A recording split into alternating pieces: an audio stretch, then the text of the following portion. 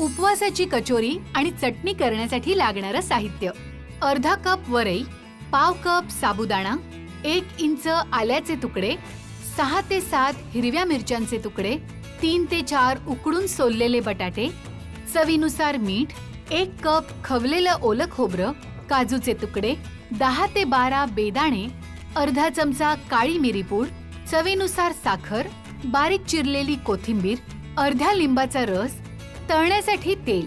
वरई आणि साबुदाणा मिक्सरमध्ये फिरवून घेत त्याची बारीक पूड करायची. आता आलं आणि मिरचीची भरड तयार करायची. आता उकडलेले बटाटे किसून घेत त्यात तयार केलेलं पीठ आणि चवीनुसार मीठ घालून पाणी न घालता हे मिश्रण मळून घ्यायचं आणि त्याचे अशा पद्धतीने गोळे तयार करायचे. सारणासाठी नारळाचा चव, मिरची आणि आल्याचा ठेचा, चवीप्रमाणे मीठ, काजू, बेदाणे, मिरपूड, साखर, कोथिंबीर, लिंबाचा रस आणि किसलेला बटाटा घालून हे मिश्रण एकजीव करायचं आणि याचे गोळे तयार करायचे. अशा पद्धतीने सारण भरून कचोरी तयार करायची. आता हे गोळे तयार केलेल्या कोरड्या पिठात घोळवून घ्यायचे आणि अशा पद्धतीने गरम तेलात मध्यम आचेवर तळायचे. झाले आपले फराळी पॅटीस तयार. चटणी करण्यासाठी लागणारं साहित्य: अर्धा कप दही, 1 चमचा लाल तिखट, चवीनुसार मीठ, 1 चमचा साखर, 1 ते 2 चमचे भाजलेल्या शेंगदाण्याचं कूट. आता दह्यात लाल तिखट आणि भाजलेल्या शेंगदाण्याचा कूट घालून अशा पद्धतीने चटणी तयार करायची. आज आपण उपवासाची कचोरी कशी बनवायची ते बघणार आहोत.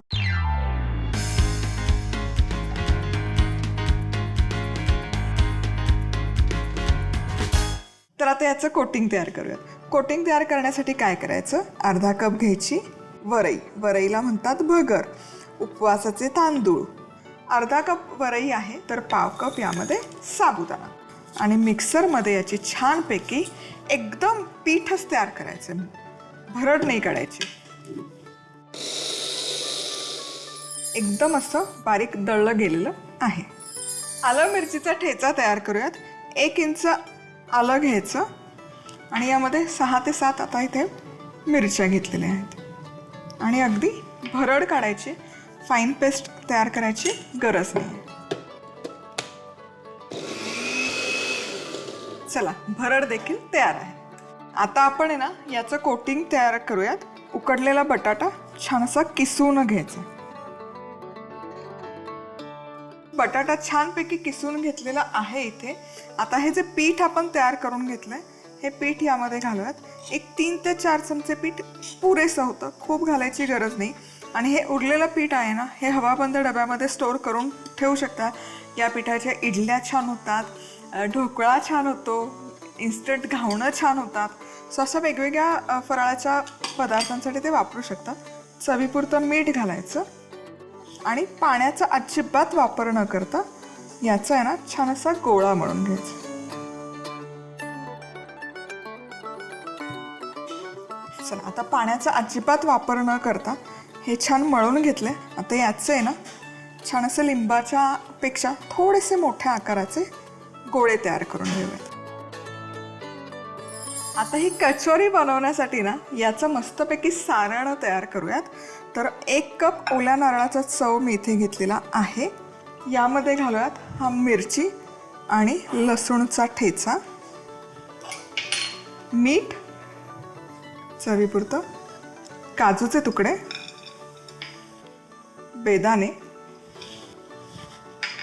थोडंसं मिरपूड, साखर, कोथिंबीर. उपवासाला खात नाही पण फराळी पॅटीस जेव्हा आपण घेतो ना त्यामध्ये बऱ्याचदा कोथिंबीर असते म्हणून मी घालते. तुम्ही उपवासाच्या दिवशी करत असाल कोथिंबीर नका घालू. आता लिंबाचा रस हे मिसळून घ्यायचं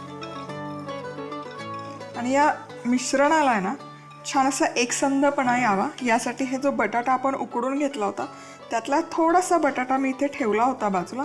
यामुळे काय होतं ना सारणला आहे ना ते छान बाइंडिंग येतं आणि मग पॅटीस किंवा कचोरीमध्ये भरताना सोपं जातं. आता हे बटाटा छान यामध्ये मिसळून घेऊयात असा.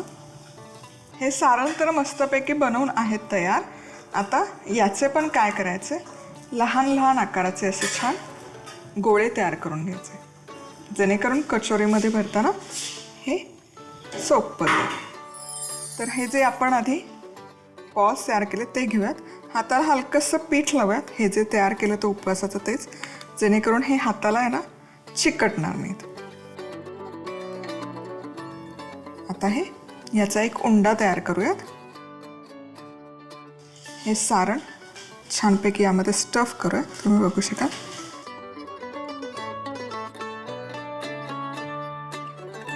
थोडंसं पीठ घ्यायचं चमचाभर आणि हा गोळा आहे ना या पिठातच कोट करायचा, जेणेकरून मग ते चिकटणार नाही.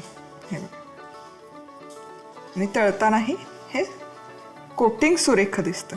हाय हीटवर तेल गरम करायचं आणि मग मध्यम आचेवर गॅस करून घ्यायचं आणि मग तेलामध्ये हलक्या हाताने सोडायचे.